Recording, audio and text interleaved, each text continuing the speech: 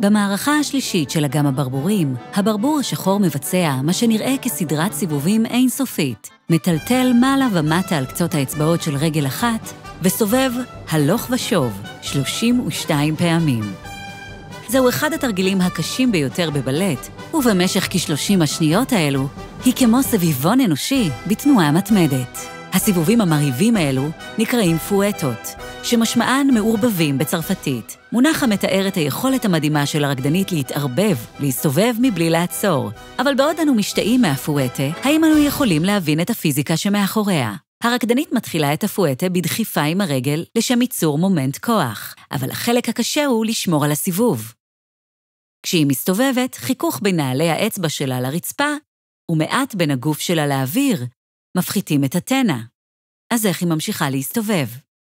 בין כל סיבוב, הרקדנית עוצרת לשבריר שנייה, ופונה אל הקהל. רגל הציר שלה משתתחת ומתעכלת כשהיא עולה חזרה למצב פוינט, דוחפת כנגד הרצפה בכדי לייצר כמות זהירה של מומנט כוח חדש.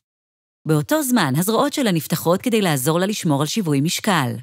הסיבובים הכי יעילים קורים ממרכז המסה שלה נשאר קבוע, ורקדנית מיומנת תהיה מסוגלת לשמור על ציר סיבוב אנכי. הזרועות המושטות והרגל המייצרת את מומנט הכוח עוזרים להניע את הפואטה, אבל הסוד האמיתי והסיבה שלא ניתן להבחין בעצירה היא שהרגל השנייה שלה לעולם לא מפסיקה לנוע. במהלך העצירה הרגעית שלה, הרגל המורמת של הרקדנית מתיישרת ונעה מהחזית לצד, לפני שהיא מתכנסת חזרה לכיוון הברך.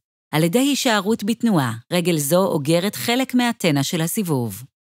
כשהרגל מכונסת חזרה לכיוון הגוף, הטנה האגור הזה מועבר חזרה לגוף הרקדנית, ומניע אותה סביב כשהיא מתרוממת חזרה למצב פוינט. תוך כדי כך שהבלרינה מעריכה ומכנסת את רגלה בכל סיבוב, טנה מועבר הלוך ושוב מהרגל לגוף, ומחזיק אותה בתנועה. בלרינה טובה יכולה להפיק יותר מסיבוב אחד מכל הערכת רגל באחת משתי דרכים. ראשית, היא יכולה להאריך את הרגל מוקדם יותר. ככל שהרגל מוארכת ליותר זמן, יותר טנה נאגר ויותר טנה מועבר מהרגל לגוף במהלך הכינוס. יותר טנה זוויתי משמעו שהיא יכולה לעשות יותר סיבובים לפני שתצטרך לחדש את המלאי שעבד לחיכוך. האופציה השנייה היא שהרקדנית תכנס את ידיה ורגלה קרוב יותר לגופה בזמן החזרה למצב פוינט. למה זה עובד?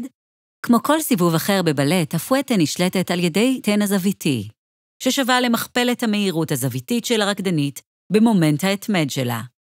וחוץ ממה שעובד לחיכוך, הטנה הזוויתי חייב להישאר קבוע, בעוד הרקדנית במצב פוינט. זה נקרא שימור טנה זוויתי.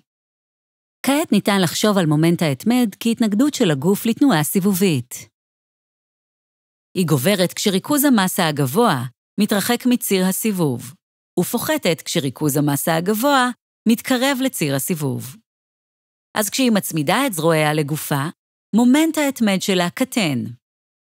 בכדי לשמור על טנה זוויתי, המהירות הזוויתית שלה, המהירות בה היא מסתובבת, צריכה לגדול, דבר המאפשר לאותה כמות טנה אגור לשאת אותה למשך כמה סיבובים.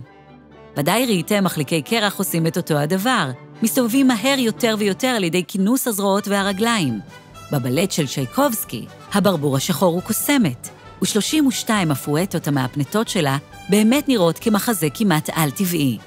אבל זה לא קסם שהופך אותו לאפשרי, זוהי פיזיקה. מוכנים להמשיך ללמוד? צפו בסרטונים האלה כדי לאתגר את מה שאתם חושבים שאתם יודעים, או ללמוד עוד על מה שאתם לא יודעים. הרשמו וישארו סקרנים.